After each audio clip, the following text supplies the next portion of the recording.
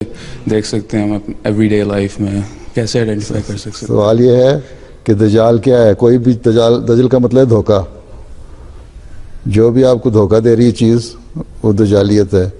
और इस ज़माने में एक ईसाइयत ने गलत रंग इख्तियार करके और फिर उसको, क्योंकि इनको मीन्स हैं उसको फैलाने के लिए, इसलिए इन्होंने फैलाया एक ज़माने में। ख़ास तौर पे हज़रत मसीह अलैहिस्सलाम के ज़माने में ईसाइयत इस तरह फैल रही थी और गलत तौर पे हज़रत ईसा अलैहिस्सलाम को खुदा बनाकर पेश किया जा रहा था। तो वो, और उस वक़्त इंडिया में भी लाखों मुसलमान ईसाई हो रहे थे इस वजह से। धोखाधड़ी से कि सलम तो फौत हो गए, वो ज़मीन में दफन है, ईसा अलैहिस्सलाम आसमान पे ज़िंदा बैठे हैं, इसका मतलब उनका स्टेटस बड़ा ऊंचा है उनसे।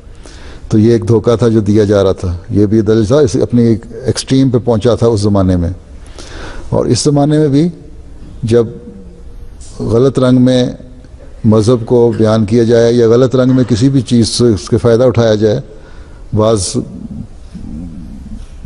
पॉलिटिकल बयान ही लोग गवर्नमेंटों के होते हैं जो गलत रंग में किए जाते हैं। मसलन अब मैं जानता हूँ कि यही वेस्टर्न कौमें, बाज़ हुकूमतें हैं जो एक तरफ तो कहती हैं कि ये एक्सट्रीमिज़म ख़त्म करो, ठीक है, और मुसलमान सब एक्सट्रीमिस्ट हैं और ये है वो है, और यही लोग हैं जो बाज़ उन लोगों को फंडिंग भी करते हैं, ठीक है।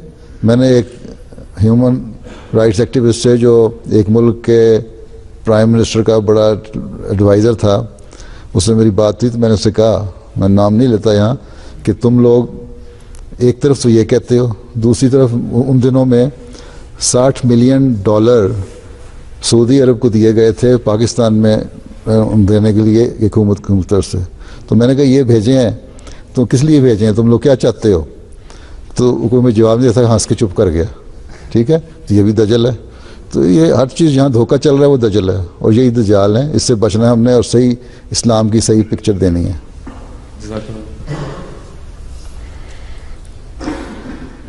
बाकी वो तो ईसाई भी कहते हैं एंटी क्राइस्ट।